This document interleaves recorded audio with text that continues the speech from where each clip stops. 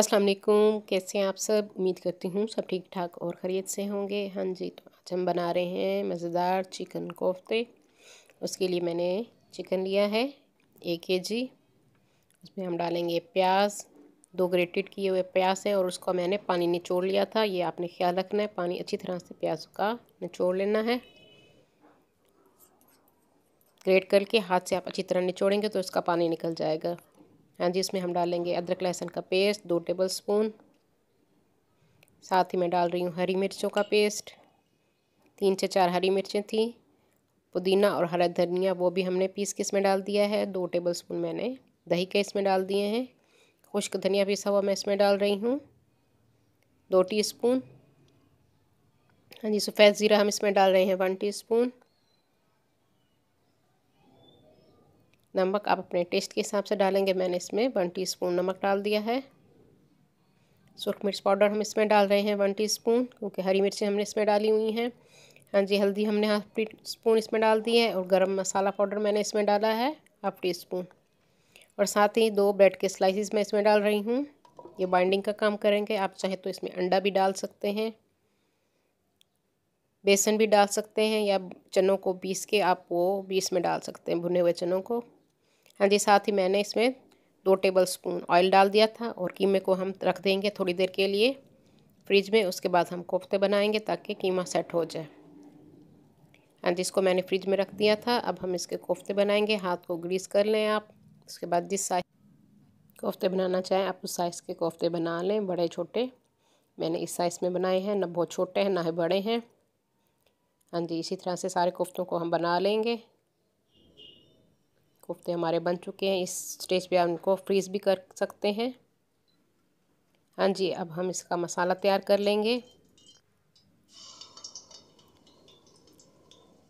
Oil मैंने डाल दिया है कढ़ाई में, 1 कप भर के मैंने ऑयल का डाल दिया है। और हम कोफ्ते जो हैं इनको फ्राई कर लेंगे। कोफ्तों को आपने चम्मच से नहीं हिलाना, इस तरह पकड़ के कढ़ाई को आप हिलाते रहें।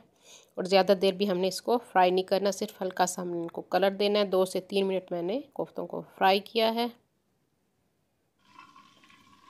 हाँ जी, कोफ्ते हमारे फ्राई हो चुके हैं।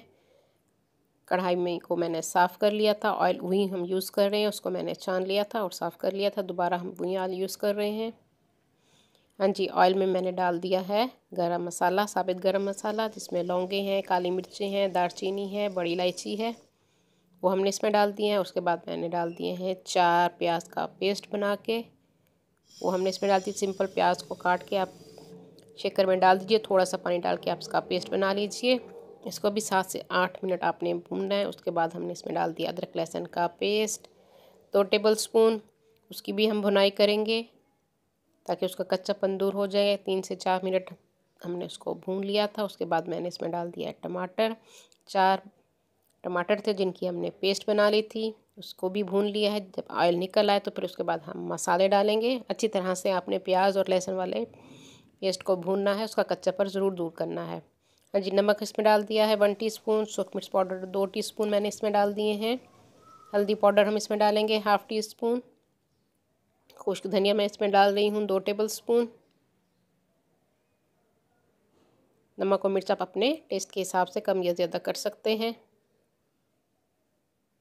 हाँ जी, गरम मसाला भी हम इसमें डाल रहे हैं हाफ़ टीस्पून। और सफ़ेद ज़ीरा पिसा हुआ मैंने इसमें डाल दिया है 1 टीस्पून, क्योंकि गरम मसाला साबित हमने इसमें डाला था तो इसीलिए हमने अब थोड़ा डाला है। हल्दी हाफ़ टीस्पून इसमें हमने डाली है।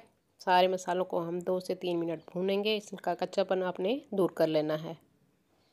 हाँ जी, मसाला हमारा रेडी हो चुका है, मज़े की खुशबू आ रही है। जब ये तेल छोड़ रहा है इसका मतलब है कि मसाला हमारा भुन चुका है।